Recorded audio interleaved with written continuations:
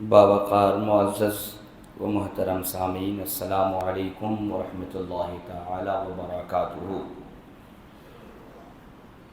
نحمدہ نصلی و نسلم علی رسولہ الکریم، اما بعد فاعوذ باللہ من الشیطان الرجیم، بسم اللہ الرحمن الرحیم۔ قال رسول اللہ صلی اللہ علیہ وسلم: نعمتان مغبون فیہما کثیر من الناس الصحۃ والفراغ، صدق اللہ العظیم وصدق رسولہ النبی الامین الکریم، ونحن علی ذلک لمن الشاہدین والشاکرین والحمد للہ رب العالمین۔ حضور اکرم نور مجسم حضرت احمد مجتبی محمد مصطفیٰ روحی و امی و ابی فدا صلی اللہ علیہ وسلم کی عظیم الشان بارگاہ میں درود پاک کا ہدیہ پیش کریں۔ اللہم صلی علی سیدنا شفیعنا حبیبنا مولانا محمد بارک وسلم، صلو علیہ صلاۃ و سلام علیک یا رسول اللہ صلی اللہ تعالی علیہ وعلی آلہ وصحبہ اجمعین۔ تقریباً کئی خطابات کے ذریعے سے ہم نے آپ کے سامنے کچھ اصلاحی پہلو رکھنے کی کوشش کی ہے۔ اسی ضمن میں آج بھی ایک نیا موضوع کا انتخاب عمل میں آیا ہے۔ آج کا موضوع ہے نرم دلی، کہ ایک مسلمان کے لیے نرم دلی کتنا فائدہ مند ہے۔ اور آپ جانتے ہیں کہ ہم جس شعبے میں بھی زندگی گزاریں، ہر شعبے میں حضور نے ہماری رہنمائی فرمائی ہے، ہر شعبے میں۔ تو نبی پاک صلی اللہ علیہ وسلم کی حدیثوں کے سہارے سے آج وہ باتیں آپ کو سناؤں گا کہ جن باتوں کو سن کر آپ کا مکمل دل اگر نہیں تو کم از کم دل کا کوئی نہ کوئی کونا متاثر ہوگا، نرم ہوگا۔ اسی ضمن میں نے کتاب الرقاق کھول کے سامنے رکھا ہے۔ رقاق کا معنی ہوتا ہے نرمی، اور اس چیپٹر میں، اس باب میں ان حدیثوں کو بیان کیا گیا ہے، نبی پاک کے ان کلمات کو بیان کیا گیا ہے کہ جن کلمات کو سن کر مسلمان کا دل نرم ہو جائے گا۔ اور دل کا نرم ہو جانا یہ اللہ کی بہت بڑی نعمت کا نام ہے، کیونکہ آپ جانتے ہیں جو کام نرمی سے بنتا ہے وہ گرمی سے نہیں بنتا۔ آپ جانتے ہیں یہ بھی کہ لوہا کو نرم کرنا پڑتا ہے تبھی ہتھیار بنتے ہیں، سونے چاندی کو نرم کرنا پڑتا ہے تبھی زیور بنتا ہے، زمین کو پہلے نرم کرنی پڑتی ہے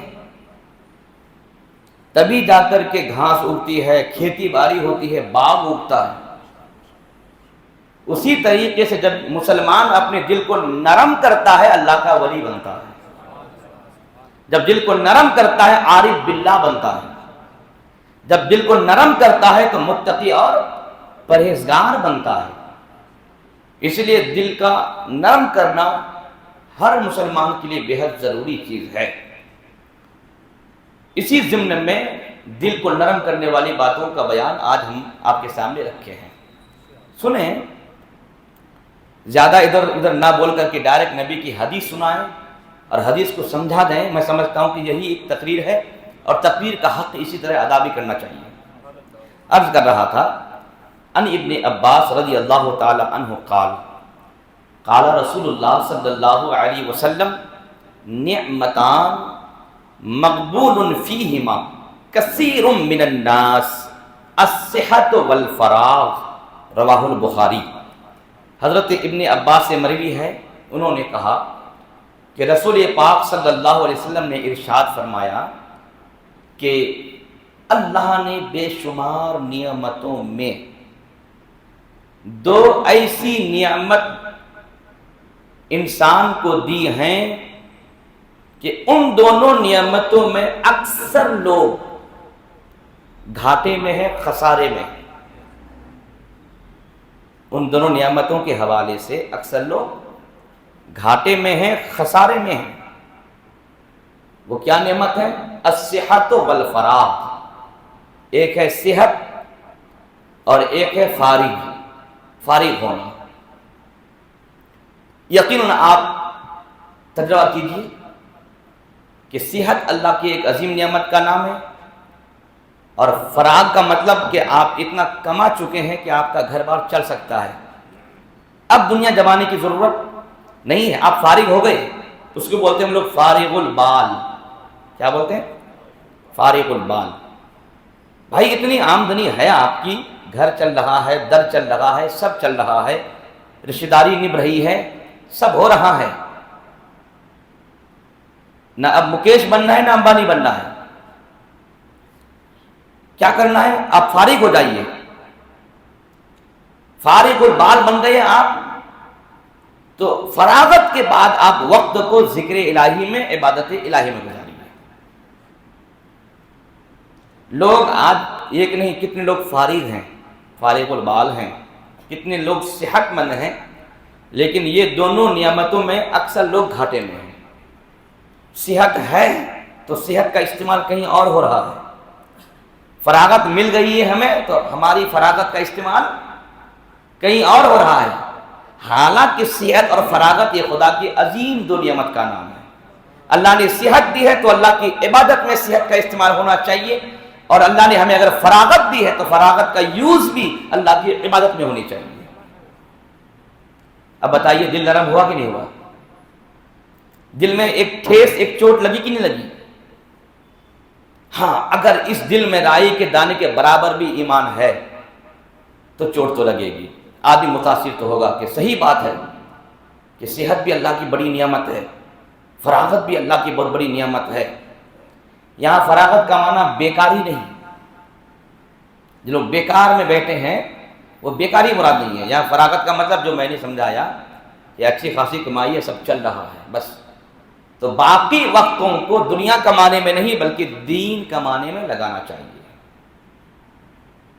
ان دو نعمتوں میں اکثر لوگ گھاٹے میں ہیں، اور ان دو نعمتوں کا غلط استعمال اکثر لوگ کرتے ہیں۔ اس لیے ہم اور آپ کو چاہیے کہ جب تک صحت ہے خدا کا شکر ادا کریں، اور صحت کا استعمال خدا کی عبادت میں کریں۔ جب تک فراغت ہے، آگے حدیث آ رہی ہے، اگر فراغت کا صحیح استعمال نہیں کریں گے تو اللہ آپ کے ہاتھ میں ایسا کام دے دے گا، ایسا آپ کو مصروف اور بیزی اور مشغول کر دے گا، پھر چاہیں گے بھی تو بھی آپ مسجد کا دروازہ نہیں دیکھ پائیں گے، تو وہ ایک عذاب کی شکل میں آئے گا۔ اس لیے بہتر یہ ہے کہ فراغت ہے اور صحت ہے تو اس کا استعمال نبی پاک کے حکم کے مطابق ہم اور آپ کو اللہ کی بات میں کرنی چاہیے۔ ایک حدیث اور سنیں، انل مستورد بن شداد قال سمعت رسول اللہ صلی اللہ تعالی علیہ وسلم یقول واللہ ما الدنیا فی الآخرۃ الا مثل ما یجعل احدکم اصبعہ فی الیم فلینظر بما یرجع۔ رواہ مسلم، صحیح مسلم کی یہ حدیث پاک ہے، راوی حضرت مستورد بن شداد۔ یہ مستورد بن شداد کم عمر صحابی ہیں، سبحان اللہ بھائی، کیا ہے؟ ہاں بالکل کم عمر صحابی ہیں، اور حضور پاک کے انتقال کے وقت ان کی عمر بہت معمولی تھی، کم عمر تھی ان کی۔ لیکن میں کہوں گا ہماری صحبت میں کم عمر بچہ رہے تو کچھ حاصل نہیں کر پاتا، لیکن یہ صحبت ہماری آپ کی نہیں، ہمارے رسول پاک کی صحبت ہے۔ کم عمر ہیں لیکن پھر بھی نبی سے حدیث سنتے بھی ہیں، حدیث کو یاد رکھتے بھی ہیں، اور بعد کے اکابر علماء کو حدیث سناتے بھی ہیں۔ جیسے حضرت امام حسن مجتبی رضی اللہ تعالیٰ عنہ کم عمر تھی، حضور صلی اللہ علیہ وسلم کے انتقال کے وقت 5 یا 6 سال کی عمر تھی، 5 یا 6 سال کی ان کی عمر تھی۔ 5-6 سال کی عمر کو سوجھ بوجھ نہیں آتی تو ہم کہیں گے ہمارے اور آپ کے گھر کا یہ مسئلہ ہے. بات ہو رہی ہے نبی پاک کے گھر کی، تو ان کے گھر کا تو 5-6 سال کا بچہ بھی وقت کا دقاق عالم ہوتا ہے. سبحان اللہ، ہے کہ نہیں؟ امام حسن نبی کے انتقال کے وقت 5-6 سال ان کی عمر، اور حضور سے وہ 14 حدیث، کتنی بولیے؟ 14 حدیثیں روایت کرتے ہیں. سبحان اللہ بولیے. اگر آج، میں علماء کی گستاخی نہیں کرتا، اگر آج کسی عالم کو پکڑ کے بولیں صاحب آپ ایک جگہ کھڑے ہو کے 14 حدیث سنا دیجئے عبارت کے ساتھ، عربی عبارت کے ساتھ، ہے نا، اردو کا ترجمہ، اس کی تفہیم، اس کا دستور تو سنا دے گا، لیکن عربی عبارت کے ساتھ تو مشکل پڑے گا نا. میں علماء کی شان میں گستاخی نہیں کر رہا ہوں معاذ اللہ، لیکن میں ایک حقیقت حال دکھا رہا ہوں. مشکل پڑے گا صاحب. یہی وجہ ہے میرے نبی نے فرمایا میری امت میں جو آدمی 40 حدیث یاد کر لے دین کے معاملہ میں، اللہ قیامت میں اس کو فقیہ بنا کے اٹھائے گا. سبحان اللہ بھائی، حدیث میں ہے یہ کہ قیامت میں اللہ اس کو فقیہ بنا کر. اور فقیہ کون ہوتے ہیں؟ فقیہ وہ آدمی ہوتے ہیں کہ جن کے ساتھ اللہ نیک ارادہ فرماتا ہے. صحیح بخاری کی حدیث، پہلی جلد کے صفحہ نمبر 16 کی حدیث، میرے آقا فرماتے ہیں من یرید اللہ بہ خیرا یفقہہ فی الدین، کہ جس کے ساتھ اللہ بھلائی کا ارادہ کرتا ہے اس کو دین کا فقیہ بنا دیتا ہے. تو ہم اور آپ سب کے لیے گولڈن چانس ہے کہ ہم اس معمولی سی زندگی میں بیٹھ کر کے کم از کم دین کے مسئلے میں 40 حدیث یاد کر لیں. شریعت کے مسائل کے مسئلے میں، فضائل نہیں، مناقب نہیں، جنت و دوزخ کا بیان نہیں، جس میں دین کے مسائل ہوں، ایسی حدیث 40 یاد کر لے بندہ تو اللہ تعالیٰ ان کو فقیہ بنا دے گا. سبحان اللہ، معمولی بات ہے. اسی ضمن میں ہم لوگ ہر ہفتے میں کیا کرتے ہیں؟ درس حدیث کرتے ہیں، اور ایک بیٹھک میں 5-6-7 حدیث کا بیان ہو جاتا ہے. موبائل کا استعمال تو ہم لوگ کہاں نہیں کہاں کر لیتے ہیں، یہاں کب کریں گے؟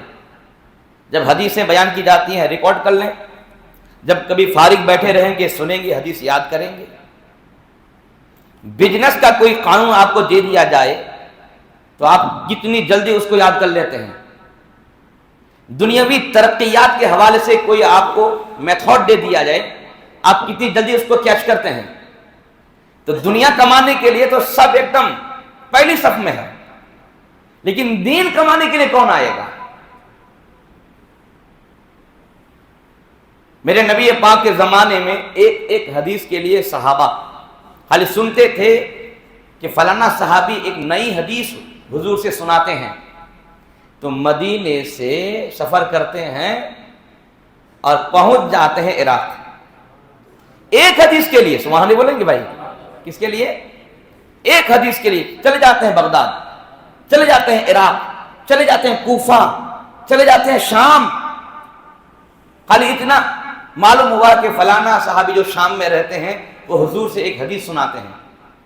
وہ حدیث کا شوق بندے کو کھینچ کر کے شام پہنچاتی ہے.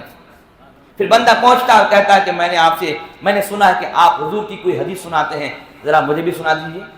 سبحان اللہ بھائی. اور ہم یہاں پر دربار لگائے بیٹھے ہیں، ہے نا، لیکن کوئی بھی ایسا پیاسا نظر نہیں آتا.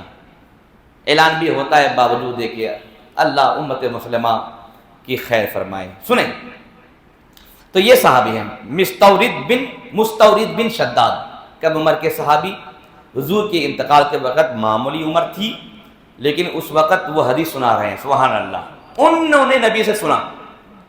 کم عمر صحابی نبی پاک سے سنا اور ہم تک یہ حدیث پہنچایا. وہ کہتے ہیں قالا سمعت رسول اللہ صلی اللہ علیہ وسلم یقول، وہ کہتے ہیں میں نے رسول پاک صلی اللہ علیہ وسلم کو فرماتے ہوئے سنا.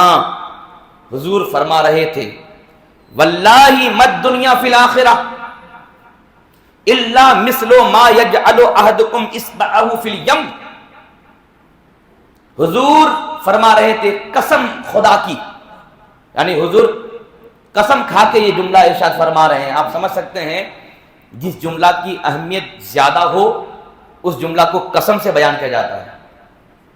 حضور فرماتے ہیں قسم خدا کی مد دنیا فالآخرۃ، اس دنیا کی کیا حیثیت ہے آخرت کے مقابلے میں، الا مگر، مثل ما یجعل احدکم، مگر اس کی مثال یہ ہے کہ تم میں سے کوئی اپنی انگلی کو فی الیم، دریا میں ڈالے، تم میں سے کوئی اپنی انگلی کو دریا میں ڈالے، انگلی کو، ہاتھ کو نہیں، انگلی کو دریا میں ڈالے، فلینظر بما یرجع، پھر ڈال کے نکالے، فلینظر، پھر دیکھے کہ اس انگلی نے دریا سے کتنا پانی لایا ہے، اس انگلی نے دریا سے کتنا پانی لایا ہے، اور اس پانی کو دریا سے اب مقابلہ کرو، اس پانی کو دریا سے مقابلہ کرو، کیا حیثیت ہے اس پانی کی؟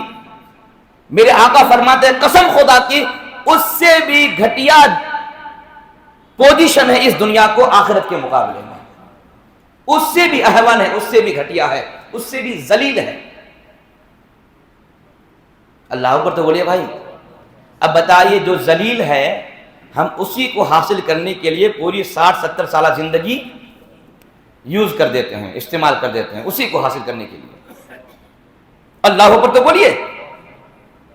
سنیں اور حدیث، اب اس دنیا کی حیثیت تو آپ نے ایک اینگل سے دیکھ لیا، ایک ایگزامپل سے میرے نبی پاک نے ہم اور آپ کو سمجھا دیا کہ انگلی کا پانی اور دریا میں کیا نسبت ہے، وہی نسبت دنیا اور جنت میں ہے، وہی نسبت دنیا اور آخرت میں ہے، دنیا اور آخرت میں ہے۔ ایک حدیث سنیں، ان جابر ان رسول اللہ صلی اللہ علیہ وسلم مر بجدی اسک میت قال ایکم یحب ان هذا له بدرهم فقالوا ما نحب انه لنا بشيء قال فوالله للدنيا اهون على الله من هذا عليكم، رواه مسلم، صحیح مسلم کی یہ حدیث، راوی حضرت جابر بن عبداللہ رضی اللہ عنہما، باپ بیٹے دونوں صحابی، سبحان اللہ بولیے، کہ رسول پاک صلی اللہ علیہ وسلم کا گزر بھیڑ کے ایک مردہ بچے کے پاس سے ہوا۔ بھیڑ ہے نا، بھیڑ بکری، تو بھیڑ کا ایک مردہ بچہ ہے، بڑا بھیڑ نہیں، بڑا بھیڑ نہیں، بھیڑ کا بچہ۔ ایک مسئلہ بتا دوں، اگر کوئی جانور جو حلال ہے وہ اگر مر جائے تو اس کے چمڑے کو اتار کے بیچنا جائز ہے، کیا بولیے؟ اس کے چمڑے کو اتار کر کے بیچنا جائز ہے، اس کا گوشت حرام ہے، گوشت نہیں کھا سکتے لیکن چمڑا بیچ سکتے ہیں۔ صحیح بخاری کی حدیث، مسلم میں بھی یہ حدیث ہے کہ ایک صحابی کی بکری مر گئی تو ٹانگ میں رسی باندھ کے گھسٹ کے لے کے جا رہے تھے، حضور نے فرمایا کیا کر رہے ہو؟ کہ سرکار بکری مر گئی ہے، تو فرمایا کچھ نفع اٹھا لو۔ کہ سرکار مری ہوئی بکری سے کیا نفع؟ آپ نے فرمایا کہ اس کے چمڑے سے نفع اٹھا سکتے ہو، چمڑا اتار کر کے اس سے نفع اٹھا سکتے ہو۔ یہ مسئلہ معلوم ہو گیا نا؟ اب آگے چلیے۔ اور یہاں میرے آقا نے بڑا بھیڑ نہیں کہا، بھیڑ کا بچہ، کہ جس کے چمڑے سے بھی نفع نہیں اٹھا سکتے ہیں، جس کے، یہ مطلب ہے، اس لیے بچہ کہا میرے آقا نے، یہ مرا ہوا بھیڑ نہیں کہا، بھیڑ کا بچہ ہے، بجدین اسد کا میتین۔ صحابی کہتے ہیں، جابر کہتے ہیں حضور کا گزر ایک بھیڑ کے مرے ہوئے بچے کے پاس سے ہوا تو رک گئے آقا، اور صحابہ موجود تھے، تو رک کر میرے آقا نے فرمایا ایکم یحب ان ھذا لہ بدرہم، تم میں سے کسے پسند ہے کہ یہ مرا ہوا بچہ ایک درہم کے بدلے میں وہ لے لے، ایک درہم کے بدلے میں لے لے؟ فقالوا ما نحب انه لنا بشيء، تو موجودہ صحابی نے کہا سرکار ہم میں سے کوئی بھی پسند نہیں کرے گا کہ یہ مرا ہوا بھیڑ کا بچہ کسی بھی چیز کے بدلے میں ہو، ایک درہم تو دور کی بات، بشیء کسی بھی چیز کے بدلے میں ہم اس مرے ہوئے بچے کو لیں گے، ما نحب، ہم میں سے کسی کو یہ پسند نہیں ہے۔ یہ ایک ایگزامپل ہے، سبحان اللہ بھائی۔ ہاں، یہ حضور پاک کی عادت کریمہ تھی کہ میرے آقا بڑی بڑی باتوں کو سمپل ایگزامپل میں سمجھا دیا کرتے تھے. سنیں اب جب یہ ایگزامپل کمپلیٹ، قال رسول اللہ قال فواللہ للدنیا احون علی اللہ من ھذا علیکم، قسم خدا کی رب کی بارگاہ میں اس دنیا کی حیثیت تمہارے نزدیک جو اس بکری کی ہے، احون، اس سے بھی زیادہ ذلیل ہے، اس سے بھی زیادہ ذلیل ہے. مطلب تمہارے نزدیک جو یہ مرا ہوا بکری کا بچہ ذلیل ہے، خار ہے، کہ تم ایک چیز کے عوض بھی نہیں لینا چاہتے ہو، وہی اس سے بھی زیادہ ذلیل و خار اللہ کی بارگاہ میں یہ دنیا ہے. اللہ پر تو بولیے آدھر ٹھیک سے بیٹھ دیں. ہاں ماشاءاللہ، سمجھ رہے ہیں آپ کہ اللہ کی بارگاہ میں اس مرے ہوئے بکری کے بچہ سے بھی زیادہ ذلیل یہ دنیا ہے. اور ہم اور آپ اسی دنیا کے چکر میں اپنی عاقبت کو برباد کر رہے ہیں. کسی بھی قیمت پر ہم دنیا کی کسی ترقی کو چھوڑنا نہیں چاہتے، بھلے ہمارے ہاتھ سے معاذ اللہ دین چھوٹ جائے، بھلے ایمان چھوٹ جائے، بھلے شریعت کے مسائل چھوٹ جائیں، معاذ اللہ. یہ حالات آج بن پڑے ہیں، لوگ ایسا کر رہے ہیں، اس کی کوئی حیثیت نہیں. لیکن یاد رہے، میں آپ کو پھر یہاں ایک سخت اور مشکل موڑ میں لے کے آتا ہوں. کیا ہے؟ میرے آقا کریم کی حدیث ہے، اللہ نے ارشاد فرمایا دنیا کو گالی مت دو،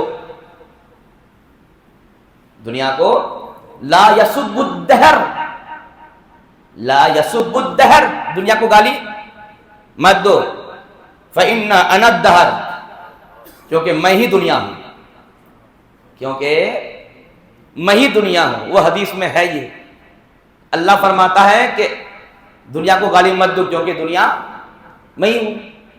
اور یہ بھی حدیث ہے، یہاں پر حضور فرماتے ہیں کہ اللہ کی بارگاہ میں، اللہ کے نزدیک مرے ہوئے بکری کے بچے سے زیادہ بے وقعت، بے دام، بے حیثیت، ذلیل یہ دنیا ہے. یہاں تو دنیا کو گالی ہو رہی ہے، نہیں ہو رہی ہے؟ یہی ہے پیچ و خم. انہی پیچ و خم سے نکلنے کا نام ہوتا ہے علم. کیا بولیے؟ اس کا نام ہوتا ہے علم. یہ علم کہاں ملتا ہے؟ قہوہ خانوں میں، ہوٹلوں میں، سبزی مارکیٹ وغیرہ کی دکانوں میں نہیں، عالم ربانی کے سامنے ادب کا زانو طے کرنے میں، وہاں سے ملتا ہے. جہاں پر بھی دنیا کو گالی دی گئی ہے وہاں پر دنیا کو گالی نہیں ہے، وہاں دنیا دار لوگوں کے لیے ہے. کیا بولی بھائی؟ وہاں مراد دنیا دار لوگ مراد ہیں، اور وہ لوگ مراد ہیں جنہوں نے دنیا کو حاصل کرنے کے لیے اللہ کے دین کو چھوڑ دیا ہے، وہ لوگ مراد ہیں. اس لیے صوفیہ فرماتے ہیں دنیا میں رہو، دنیا کو اپنے اندر داخل مت کرو. سبحان اللہ بولے بھائی. کشتی میں رہو، کشتی میں رہو، اور کشتی دریا میں رکھو. دریا کو کشتی میں، جب تک کشتی دریا میں ہے آفت ہے، اور دریا میں اگر کشتی میں اگر دریا آ جائے تو ہلاک ہے، کشتی ڈوب جائے گی.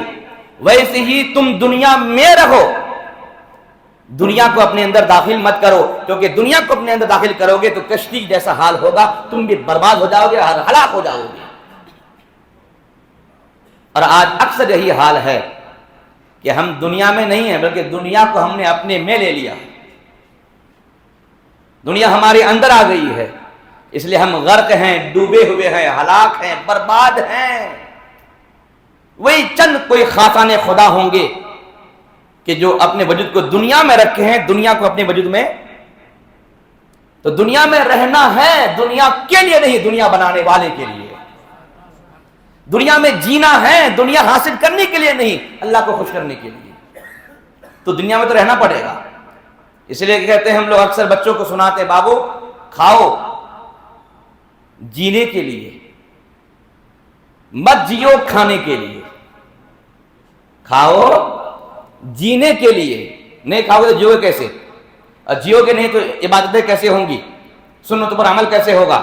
اللہ رسول کے فرامین پر ہم عمل پیرا کیسے ہوں گے؟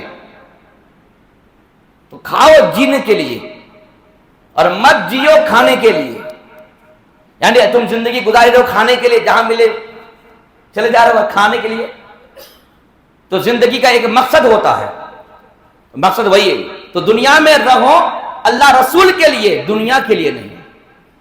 تو جہاں پر بھی دنیا کی برائی ہے وہاں پر دنیا کے برے حالات اور دنیا کے برے حالات سے جو لوگ متاثر ہو گئے ہیں وہ لوگ مراد ہیں۔ بات میں آئے گی نہیں آئی؟ آگے نکلیں۔ ان ابی ہریرہ قال قال رسول اللہ صلی اللہ علیہ وسلم الدنیا سجن المؤمن وجنت الکافر، دنیا مومنوں کا قید خانہ ہے اور کافروں کی جنت ہے۔ اس حدیث کو سمجھانے کے لیے محدثین نے الگ الگ پیراگراف کا یوز کیا ہے، الگ الگ پیراگراف میں باتوں کو بیان کیا ہے۔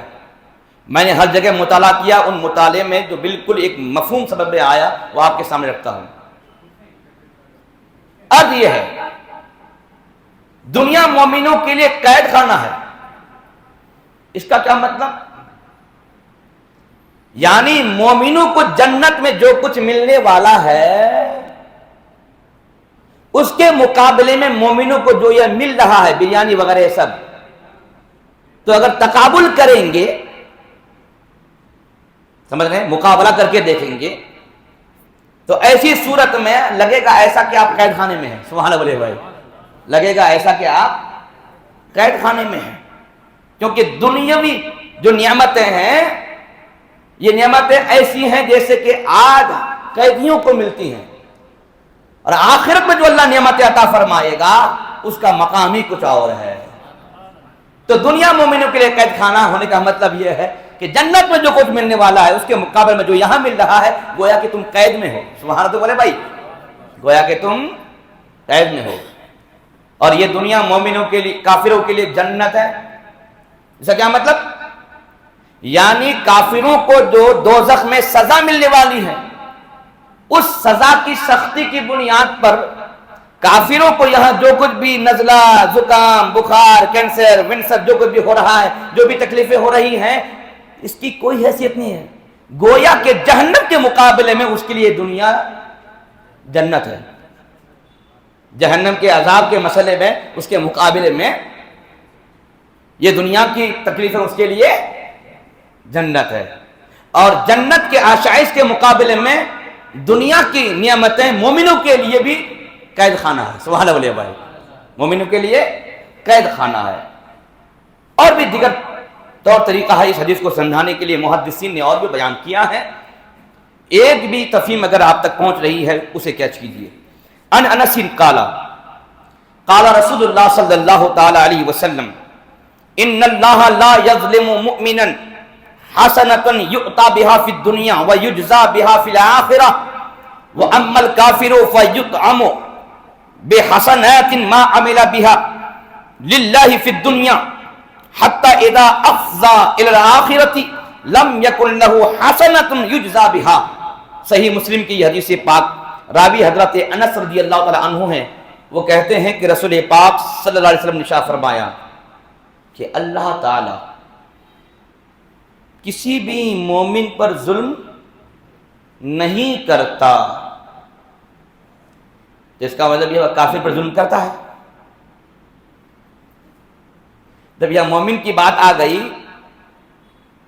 تو مفہوم مخالف کہ کافر پر ظلم کرتا ہے، چاہے کافر پر کرے چاہے مشرک پر کرے، ظلم اگر کرے گا تو ظالم ہوگا، اور ظالم یہ ایک گنہگار کا نام ہے، اور گنہگار اسے کہتے ہیں جو گناہ کرے، گناہ عیب ہے اور اللہ عیب سے پاک ہے، تو اللہ ظالم کیسے ہوگا؟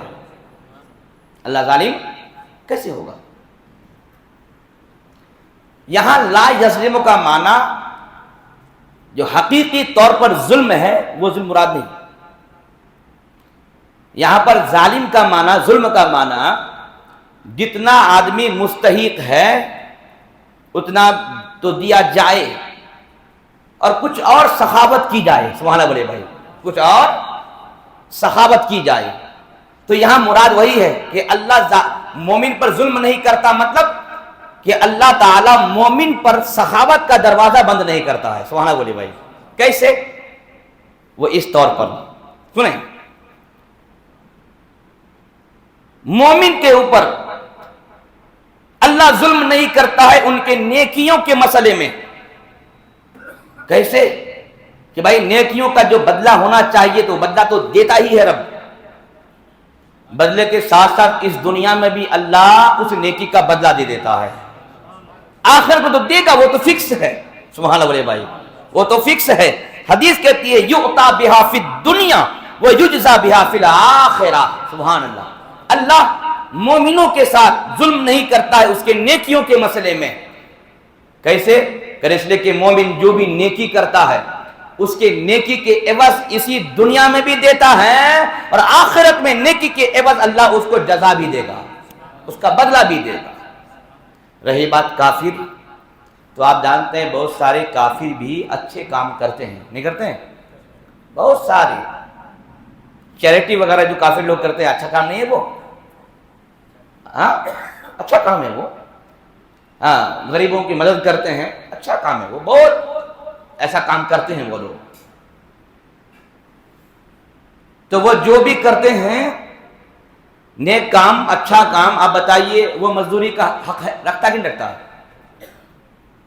کافر ہو کہ مومن ہو، کوئی بھی نیک کام کرے گا وہ نیک کام کے بدلے میں مزدوری کا حقدار ہوگا. کیوں؟ اس لیے کہ قرآن میں اللہ فرماتا ہے ان اللہ لا یضیع اجر المحسنین. اللہ احسان کرنے والے کے اجر کو، بدلہ کو، مزدوری کو ضائع نہیں فرماتا ہے. بات سمجھ آ رہی ہے؟ اور وہ محسنین جو ہے وہ خاص لفظ نہیں ہے، وہ عام لفظ ہے. وہ محسن کوئی بھی ہو سکتا ہے، وہ محسن کوئی بھی ہو سکتا ہے. تو اس آیت کے زمرے میں سمجھ میں آتا ہے کہ کوئی بھی کسی بھی مذہب کا، کسی بھی فرقے کا آدمی ہو، نیک کام کیا ہے تو وہ بدلے کا مستحق ہے، مزدوری کا مستحق ہے. تو آپ نے تو سن لیا کہ مومن نیک کام کرے گا تو دو بدلہ. سبحان اللہ بولے بھائی، ایک دنیا میں بھی اور آخرت میں بھی. اور جب کافر کوئی نیک کام کرے گا تو اس کو بھی بدلہ دیتا ہے. حدیث ہے میرے آقا فرماتے ہیں اما الکافر فَيُطْعَمُ بِحَسَنَاتٍ مَا عَمِلَ بِهَا لِلَّهِ فِي الدُّنْيَا. رہی بات کافر کی کہ دنیا میں اس نے جو کچھ بھی نیک کام کیا ہے اس نیک کام کے عوض اللہ تعالیٰ ان کافروں کو دنیا ہی میں کھلا دیتا ہے، دنیا ہی میں کھلا دیتا ہے، دنیا ہی میں. حتی اذا افضى الى الاخرہ، پھر جب وہ کافر آخرت میں آئے گا تو لم یکن لہ حسنہ یجزا بہا، پھر اس کے پاس کوئی ایسی نیکی نہیں رہے گی کہ جس کا جزا یا جس کا بدلہ اس بندے کو دیا جائے. تو یہ ہے کافر اور مسلمان میں فرق کہ ہم یہاں نیک کام کریں گے تو نیک کام کا بدلہ اللہ یہاں بھی دے گا اور وہ نیک کام ہمارے اکاؤنٹ میں باقی رہے گا اور قیامت میں اس کے بدلے میں اللہ تعالیٰ ہم اور آپ کو جزا بھی دے گا، عطا بھی دے گا. سبحان اللہ بولے بھائی. ہاں تو دل کا سافٹ کارنر سافٹ نہیں ہوا؟ ہوا نہیں؟ ایک کارنر سافٹ ہوا کہ نہیں ہوا بھائی؟ اس لیے میں نے آج کیا موضوع لیا ہے؟ دل کو نرم کرنے والی باتیں. سبحان اللہ بھائی، یعنی حضور کی وہ باتیں جو دل کو نرم کر دے. کیونکہ آدمی جب دل کا نرم بنتا ہے تب جا کے ولی بنتا ہے. میں نے شروع میں کہا تھا نا، تب جا کے عارف باللہ بنتا ہے، متقی پرہیزگار بنتا ہے. تقوی پرہیزگاری تب اللہ ایسے بندے کو عطا فرماتا ہے. جو سخت دل ہوتے ہیں تو پھر یہ باتوں سے وہ محروم ہو جاتا ہے. لیکن یہ سخت دل کون مراد ہے؟ یہ سخت دل وہ لوگ جو شریعت کے خلاف ہو. اور کوئی اگر سخت دل شریعت میں ہے جیسے حضرت عمر فاروق، سبحان اللہ بھائی، تو پھر وہ سخت دلی محرومی نہیں ہے، وہ سخت دلی نعمت پر بھی نعمت ہے، کیونکہ دین کے مسئلے میں. اور دین کے مسئلے میں کوئی بھی مصالحت اور کوئی بھی کمپرمائزنگ نہیں ہوتی ہے. کون؟ جو دین کے معاملے میں مضبوط ہوتے ہیں، اور جو مضبوط نہیں ہوتے ہیں تو وہ دین کو گھر کا معاملہ سمجھ بیٹھتے ہیں، ہے نا، اور حالات ایسے آ جاتے ہیں کہ کیسے کیسے معاملات میں لوگ پیچ اپ کر لیتے ہیں، حالانکہ وہاں پیچ اپ کی کوئی حاجت اور کوئی گنجائش نہیں ہوتی ہے۔ دین کا معاملہ ہے تو ڈٹے رہنا ہے اور اٹے رہنا ہے، کیونکہ مسئلہ دین کا ہے، گھر کا تھوڑا نہ ہے۔ خیر سنیں، ان ابی ہریرہ قال قال رسول اللہ صلی اللہ علیہ وسلم حجبت النار بالشہوات وحجبت الجنت بالمکارہ۔ صحیح بخاری اور صحیح مسلم دونوں میں یہ حدیث پاک موجود ہے۔ راوی حضرت ابو ہریرہ ہیں، وہ کہتے ہیں رسول پاک صلی اللہ علیہ وسلم نے ارشاد فرمایا، دوزخ کو گھیر دیا گیا ہے شہوتوں کے پردوں سے۔ کیا بولیے؟ شہوتوں کی، چاہتوں کے، دل کی آوارہ گردی کے، نفس کی شرارتوں کے پردوں سے دوزخ کو گھیر دیا گیا ہے، اور جنت کو تکلیف کے پردوں سے گھیر دیا گیا۔ سبحان اللہ بھائی، جنت کو مکارہ، تکلیفوں کے پردوں سے گھیر دیا گیا ہے۔ اب آپ جانتے ہیں کہ جب تک پردہ نہیں ہٹائیں گے نہ جنت جا پائیں گے نہ جہنم جا پائیں گے۔ کتنی پیاری حدیث، سبحان اللہ بھائی، شہوتوں کے پردوں سے دوزخ کو گھیر دیا ہے۔ مطلب یہ کہ جو بھی آدمی شہوتوں کا پیروکار ہو گیا، ناجائز حرام کام کا ارتکاب کرنا شروع کر دیا، دل کی خواہش کی تکمیل کے لیے شریعت کو پامال کیا، تو اس نے ان پردوں کو چاک کیا اور اپنے آپ کو دوزخ کے حوالے کیا۔ اور جس نے تکلیفیں اٹھائیں، سبحان اللہ بھائی، مصیبتیں جھیلیں، تکلیف، مصائب، مشکلات پے در پہ آتے رہے، لیکن زبان پر حرف شکایت نہیں، شکر ہے اللہ کا، سبحان اللہ بھائی، کبھی بھی دل کی نہیں مانا، شریعت کی مانا، شریعت کی مانا، اور شریعت کی مان کر کے تکلیف میں پوری زندگی گزارا، تو اس نے تکلیف کے پردے کو چاک کیا، اپنے آپ کو جنت کے حوالے کر دیا۔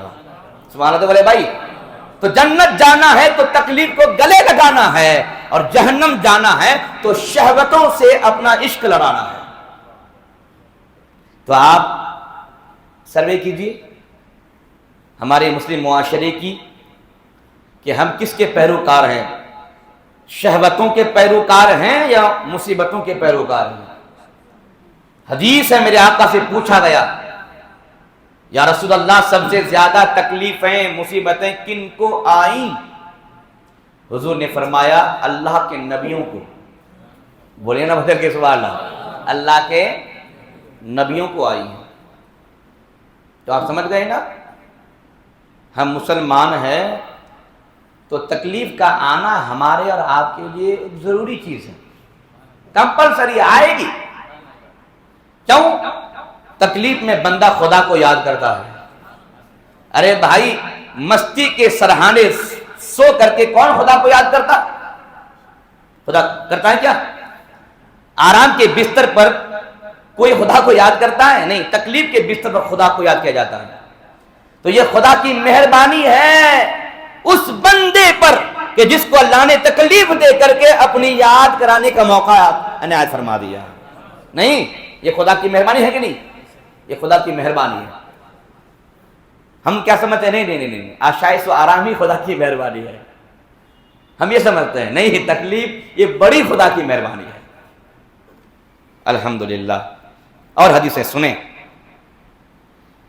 وَأَنْهُ قَالَ رسول اللہ صلی اللہ علیہ وسلم تعیسا عبد الدینار وعبد الدرہم وعبد الخمیسہ ان اوتیا رضیہ وَإِن لَّمْ يُؤْتَ سَخِطَ تعیسا وانتکسا وَإِذَا شِیکَ فَلَنْتُقِشَ طُوبَى لِعَبْدٍ آخِذٍ بِعِنَانِ فَرْسِهِ فِي سَبِيلِ اللَّهِ أَشْعَثَ رَأْسُهُ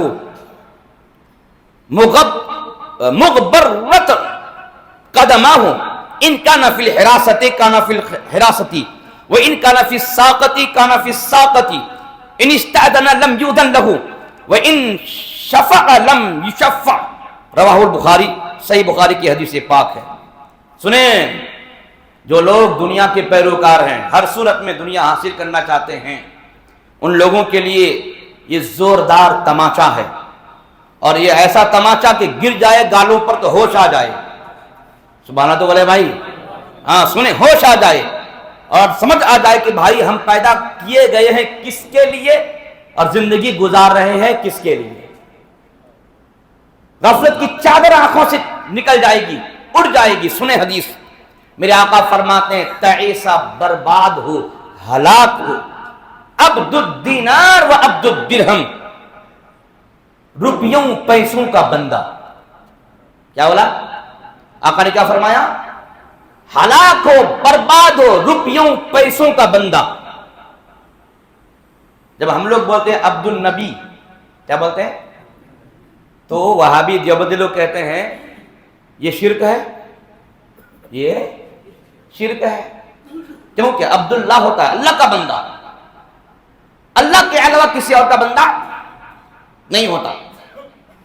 تو ان لوگوں کو یہ حدیث سنائیے گا کہ حضور نے فرمایا ہے عبد الدرہم و عبد الدینار، درہم چاندی کے سکے کا بندہ اور دینار سونے کے سکے کا بندہ، محاصل یہ ہے کہ روپیوں پیسوں کا بندہ۔ تو یہاں بھی تو شرک ہو گیا نا۔ تو پھر نہیں، یہاں پر وہ بندہ مراد نہیں ہے، تو ہم کہیں وہاں پر بھی وہ بندہ مراد نہیں ہے۔ سبحان اللہ بولے بھائی، وہاں عبد النبی وہاں عبد کا معنی غلام ہے۔ سبحان اللہ بولے بھائی، کیونکہ عبد کے کئی معنی ہوتے ہیں، جیسے کہ یہاں پر ایک الگ معنی ہے عبداللہ، اللہ کا بندہ، وہاں معنی یہ ہے کہ اللہ خالق ہے، بندہ مخلوق ہے۔ لیکن یہاں عبد الدرہم کا معنی یہ نہیں کہ دینار خالق ہے اور بندہ مخلوق ہے، یہ مطلب ہے کیا؟ نہیں، مطلب یہ ہے یہاں پر دینار کا عاشق، کیا بولیے؟ درہم کا عاشق۔ تو عبد النبی، نبی کا عاشق، سبحان اللہ بولے بھائی، عبد الرسول، رسول کا عاشق، عبد الدینار، عبد الدرہم، پیسوں روپیوں کا چاہنے والا، یہ نہ مانا ہوگا بھائی، پیسوں روپیوں کا چاہنے والا، پیسوں روپیوں کے پیچھے پیچھے گھومنے والا۔ تو وہاں پر بھی ہے عبد الرسول، نبی کے پیچھے پیچھے گھومنے والا، سبحان اللہ بولے بھائی، نبی کا چاہنے والا، یہ معنی اس کے ہیں۔ سنیے اب آقا فرماتے ہیں برباد ہو، تعیسا، ہلاک ہو، روپیوں پیسوں کا بندہ، وہ عبد الخمیستی، اور بھاری بھرکم زرق برق لباس پہن کر کے شان دکھانے والا، شان دکھانے والا، تعیسا، ہلاک ہو۔ ان اوتیا رضیہ، اگر اللہ ایسے بندے کو عطا